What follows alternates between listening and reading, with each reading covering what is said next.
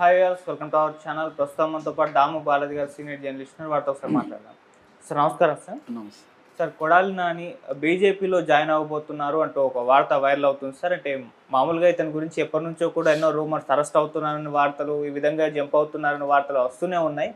మరి ఇప్పుడు బీజేపీలోకి నిజంగా జంప్ అవ్వబోతున్నారా, అరెస్ట్ భయంతోనే అవ్వబోతున్నారంటూ కూడా కామెంట్స్ అయితే వినిపిస్తున్నాయి. మరి దీనికి సంబంధించి ఎటువంటి ఇన్ఫర్మేషన్ ఉంది సార్? వార్త అయితే వచ్చింది, బీజేపీలో కొడాలి నాని జరబోతున్నాని. మామూలుగా మనకి ఈ ప్రభుత్వం, కూటమి ప్రభుత్వం డే 1 నుంచి కూడా రివెంజ్ మోడ్లో ఉండడం అనేది చూస్తున్నాము.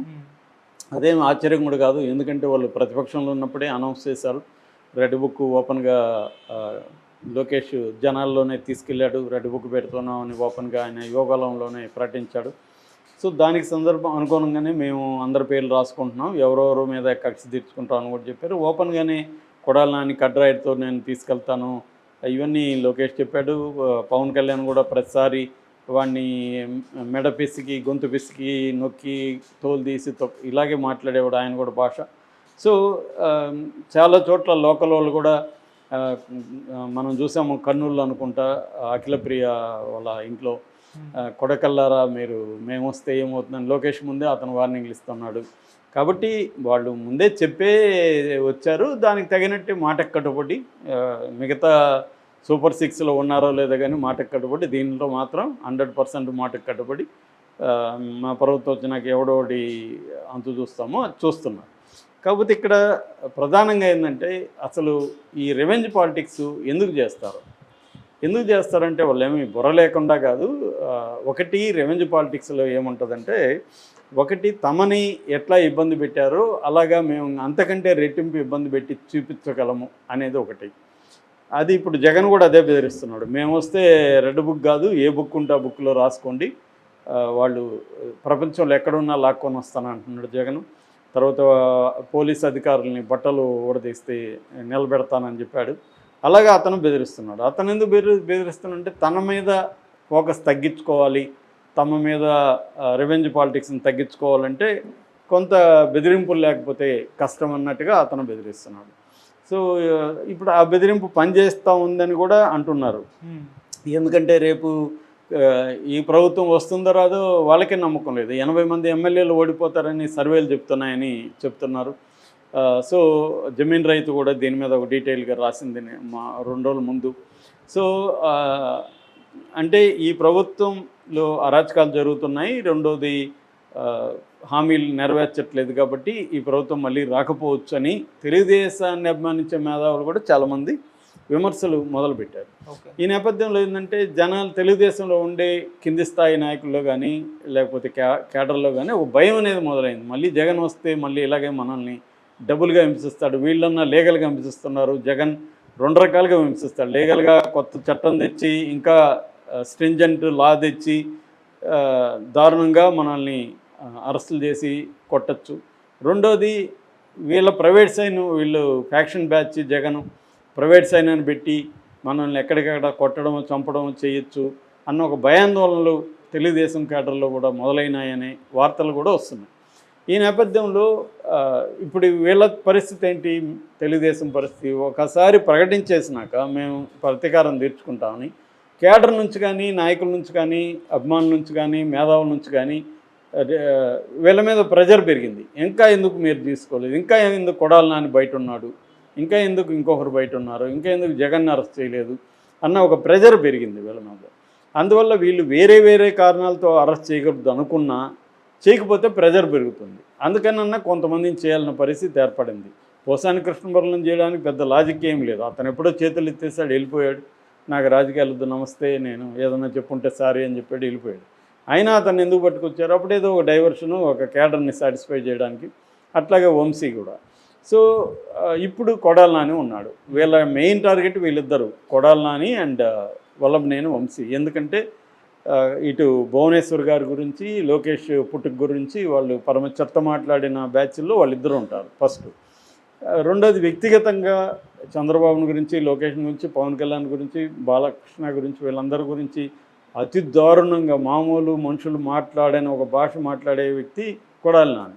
సో దీంతో అతన్ని ఎందుకు ఇంకా అరెస్ట్ చేయలేదు, ఏమన్నా జరిగాయా, అని. ఎందుకంటే చాలా చూస్తున్నా ఇప్పుడు మన పవన్ కళ్యాణ్ కాకినాడ వెళ్ళి షీట్ ద షిప్ అని పెద్ద డ్రామా చేసి వచ్చాడు. అదేమైంది? ద్వారంపూడి చంద్రశేఖర్ రెడ్డి మీద ఎందుకు ఇప్పటివరకు అరెస్టులు చేయలేదు అంటే ఒక పుకారు అనిపిస్తుంది. ఆయన ఢిల్లీలో ఇక్కడ మేనేజ్ చేసుకున్నాడు, ఎక్కడెక్కడ ఏమేమి ఇవ్వాలో ఎవరికి ఇవ్వాలో ఇచ్చి మేనేజ్ చేసుకున్నాడు వార్త అయితే వస్తుంది. అది నిజమో కాదో తెలియదు, కానీ అది నిజమేమో అనిపించేట్టుగా ఉంది. ఎందుకంటే ఆయన మీద ఏమి ముందుకు వెళ్ళలేదు కేసు. మరి బియ్యపు రెడ్డి అని అదని ఇదని అతన్ని వీధుల్లో నడిపిస్తానని ఇవన్నీ ప్రకటించిన పవన్ కళ్యాణ్ ఎందుకు సైలెంట్ అయిపోయాడు అన్నది కేడర్లో కూడా ప్రశ్న. సో కొంతమంది మీద వీళ్ళు సైలెంట్ అయిపోయారంటే వాళ్ళు ఏదో మేనేజ్ చేసుకున్నారు, పెద్దిరెడ్డితో కూడా అయిపోయిందంట, ఇట్లా టాక్ అయితే వినిపిస్తుంది. ఎందుకంటే 1 year అయినా కూడా వాళ్ళ మీద కేసులు ముందుకు వెళ్ళట్లేదు, ఊరికే ఏదో కోర్టులో హడావిడి చేస్తున్నారు తప్ప సీరియస్గా వెళ్ళట్లేదు అన్న ఒక ఇది కనిపిస్తుంది. సో ఈ నేపథ్యంలో ఇప్పుడు ఓవరాల్గా ఇది రివెంజ్ అయితే, రెండవది ఏంటంటే పొలిటికల్ పార్టీలు ఎలా ఉన్నాయంటే ఇవాళ తమ ప్రత్యర్థుల్ని రాజకీయంగా చంపేసి తాము నిలబడాలి లేదా తాము అధికారంలోకి రావాలనేది ఇవాళ టార్గెట్గా అయిపోయింది. అది బీజేపీ దగ్గర నుంచి అన్ని పార్టీలు చేసేది. ఉంటే జైల్లో ఉండు, లేదు నా పార్టీలో చేరు, ఈ 2 ఆప్షన్లు అనేది ఇస్తున్నారు మోడీ ఏంటంటే నేను నాతో పెట్టుకుంటే మోడీతో పెట్టుకుంటే ఈడీ వస్తుంది, జైలుకి వెళ్తావు, లేదు మా పార్టీలో వస్తే నువ్వు వాషింగ్ మిషన్లో క్లీన్ అయ్యి బయటకు వస్తావు అన్న ఒక ఆప్షన్లో 2 ఉన్నాయి ఆప్షన్. ఈ 2 ఆప్షన్లు ఉన్నప్పుడు ప్రతిపక్షంలో ఉన్న వాళ్ళు ఏం చేస్తారు? 3 ఆప్షన్ ఎత్తుక్కుంటారు. ఆ 3 ఆప్షన్ ఏంది? కొంతమందికి వీళ్ళ పార్టీలో జాయిన్ అవ్వడానికి డోర్ క్లోజ్ చేసి ఉంటారు శాశ్వతంగా. అంటే ఇప్పుడు వల్లభనేని వంశీని వీళ్ళు చేర్చుకోలేరు, తెలుగుదేశం చేర్చుకోలేదు, జనసేన చేర్చుకోలేదు, ఇటు కొడాలి నానిని చేర్చుకోలేదు. కొడాలి నాని మీద కూడా సీరియస్గా ఉన్నారు, లుకౌట్ నోటీసులు జారీ చేశారు. దీని నుంచి తప్పించుకోవడానికి కొడాలి నాని తనకు ఆల్రెడీ హెల్త్ ఇష్యూ కూడా ఉంది కాబట్టి దాన్ని ఆయన అడ్డుపెట్టుకొని కొద్ది రోజులు కాపాడుకోగలిగాడు. కానీ ఇప్పుడు ఆయన మొన్న కోర్టు వాయిదాకి వెళ్లాల్సి వచ్చింది ఒక కేసులో, అక్కడికి వెళ్ళాడు కాబట్టి ఆయన్ని అరెస్ట్ చేసే అవకాశం ఉంది. ఆయన మీద ఆల్రెడీ 6 డజన్ పైన కేసులు ఉన్నాయి, నేను ఒక వీడియోలో కూడా చెప్పాను. ఇప్పుడు ఆయన అరెస్ట్ చేశారు కాబట్టి ఆయన ఏం చేస్తున్నాడు, చాలామంది ఏం చేస్తున్నారు వైసీపీలో ఉండేవాళ్ళు, 1 డబ్బులు ఇచ్చి మేనేజ్ చేసుకోవడం, 2 వీళ్ళతోనే వీళ్ళ పార్టీలలో జనసేనలోనో బీజేపీలోనో దేంట్లోనో ఒక దాంట్లో చేరిపోవడం, 3 అసలు రాజకీయాల నుంచి కంప్లీట్గా బయటకు వెళ్ళిపోవడం, మన ఆయన ఎవరు విజయసాయి రెడ్డి లాగా ఇండైరెక్ట్గా వాళ్ళకి హెల్ప్ చేయడం, ఇలాంటివి రకరకాల పద్ధతులు ఎంచుకుంటూ ఉన్నారు. సో కొడాలి నానికి తెలుగుదేశం డోర్ క్లోజ్ కాబట్టి ఆయనకున్న ఆప్షన్ ఏంటి, బీజేపీలో చేరాలి. బీజేపీ వాళ్ళు కూడా ఈ కూటమి ఏర్పడినప్పటి నుంచి బీజేపీ పార్టీ స్తబ్దంగా ఉంది, వాళ్ళ పొలిటికల్ యాక్టివిటీలు పెద్దగా లేవు, అసలు బీజేపీ ఉనికిలో ఉందా అన్న డౌట్లు వస్తున్నాయి కాబట్టి స్తబ్దంగా ఉంది. సో దీంట్లో నుంచి కొడాలి నాని చేర్చుకుంటారా? ఎందుకంటే మొన్న కూడా ఎవరో సెంట్రల్ బీజేపీ ఆఫీసులో నుంచి జగన్కి ఫోన్ చేశారన్న ఒక వార్త కూడా వైరల్ అవుతుంది. అంటే బీజేపీ జగన్కి ప్రోగానే ఉంది, ఇప్పటికి కూడా అండగానే ఉంది, అందుకని ఆయన మీద పెట్టిన అక్రమాస్తుల కేసులు ముందుకెళ్ళట్లేదు.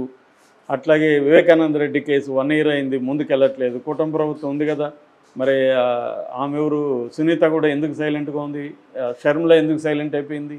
వీళ్ళ మీద ప్రెజర్ తేవాలి కదా, మీ ప్రభుత్వం ఉంది అరెస్ట్ చేయండి అని చెప్పాలి కదా, అదేం జరగట్లేదు. అంటే జగన్కి బీజేపీ పైదే అండదండలు ఉన్నాయనేదే చెప్తున్నారు. అందుకనే వీళ్ళు కొంతమంది అక్కడికి వెళ్ళి మేనేజ్ చేసుకుంటున్నారు. నేను ఇందాక చెప్పిన ద్వారంపూడి చంద్రశేఖర్ రెడ్డి లాంటి వాళ్ళు, రోజా లాంటి వాళ్ళు, పెద్దిరెడ్డి లాంటి వాళ్ళు అనేదే వార్త వినిపిస్తుంది. ఈ నేపథ్యంలో ఈయన బీజేపీలోకి వెళ్తే మాత్రం ఈ ప్రభుత్వం పట్ల ఇంకా వ్యతిరేకత వస్తుంది, ముఖ్యంగా వాళ్ళ కేడర్లో వస్తుంది. ఇది నిజమైతే మాత్రం నిజం బీజేపీ ధైర్యం చేసి తీసుకుంటుంది.